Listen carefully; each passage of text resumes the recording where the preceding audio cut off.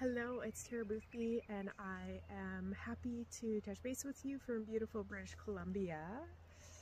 And this is one of my favorite spots to pop down to and shoot a bit of a vlog. This particular place has been important to me for a really long time. I've been coming here for almost 19 years to the day, and lots of good memories, lots of real personal growth and development, lots of all of me self-reflecting that ended up into this book. Had parts sewn into me just from being out here in this particular place with family.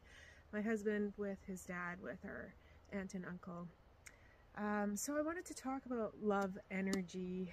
That's one of the main concepts in the book, which finally dropped March 29th, and hopefully all of the glitches online are being worked out so that people can purchase it.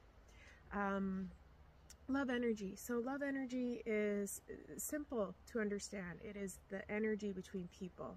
And why did I think it was important to simplify the concept of attachment? It's because attachment is really crazy making when you try to get into it and understand it.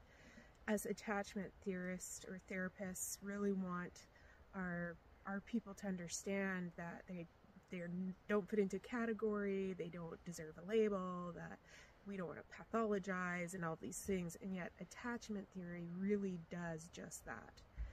Love energy is the charge between people. We enter into relationships like these birds, or like myself and my husband, or me and my children, and a big part of that relationship is co-regulation. My central nervous system, your central nervous system, we co-regulate off of each other. Another big part of who we are is self-regulation. So in our personal energy, there are places where we need to move in to co-regulate for love energy that way, and then there's places where we need to move out and self-regulate for self-love energy. And that's a big part of our human design, our nature, as we would say from the evolutionary school of thought. So there's all these beautiful ebbs and flows about how relationships are really, really important to our survival, to our energy, to our neurology, the energy in our brain and our body, our physical, emotional, mental, spiritual, intellectual, physical health. All of our health, our wellness depends on love energy. There's all sorts of amazing scientific ways that we can prove that. And then love energy is just really this moving in and moving out of relationships. So some of us are more prone to be mover-inners, so we feel distressed, and we find that co-regulation is going to help us calm down our central nervous system. And then others of us are more prone to move out. And mover-outers just find that self-regulation is really helpful to calm down our central nervous system. But we're all a variety of moving in and moving out, and based on our needs, we've developed all these sorts of strategies, or in the book I'll call them defaults. Defaults aren't actually a great thing, because lots of times instead of asking for our needs to be met by ourselves or others, we'll hide our needs, and that's where we come up with some strategies that are not true to who we are. Love energy and self-love are opportunities for us to get connected with ourselves. We are whole people, and we are wholly loved.